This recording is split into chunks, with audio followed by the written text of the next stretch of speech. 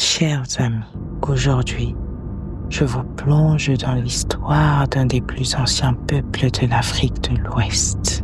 Je vous conte l'histoire de cette femme qui a fondé l'un des plus anciens peuples de l'Afrique de l'Ouest.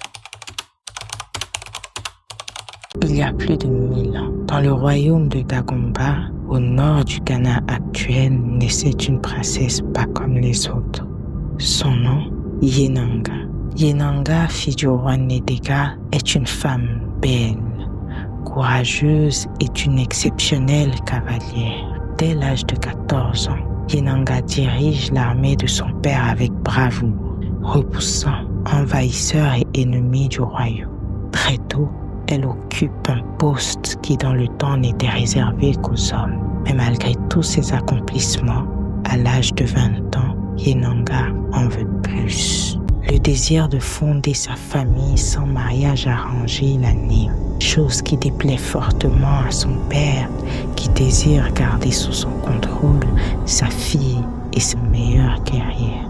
Fière et déterminée, une nuit, Yenanga prend la fuite. Sur son cheval noir, elle traverse forêt, savane et fleuve, mais elle est seule, traquée et fatiguée, elle finit par s'effondrer.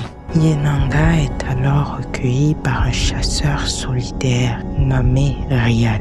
Il soigne ses blessures, l'écoute raconter son histoire et l'aide à retrouver ses forces. Entre eux se tisse un lien d'amour et de cet amour naît un enfant qui changera l'histoire de son peuple, un enfant qui porte le nom Ouedraogo, signifiant étalon mâle, en hommage à cet étalon qui a porté sa mère durant toute sa fuite.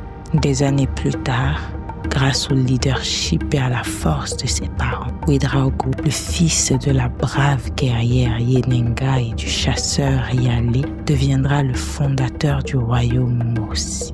Un peuple brave aux valeurs importantes qui a régné sur l'actuel Burkina Faso pendant des années.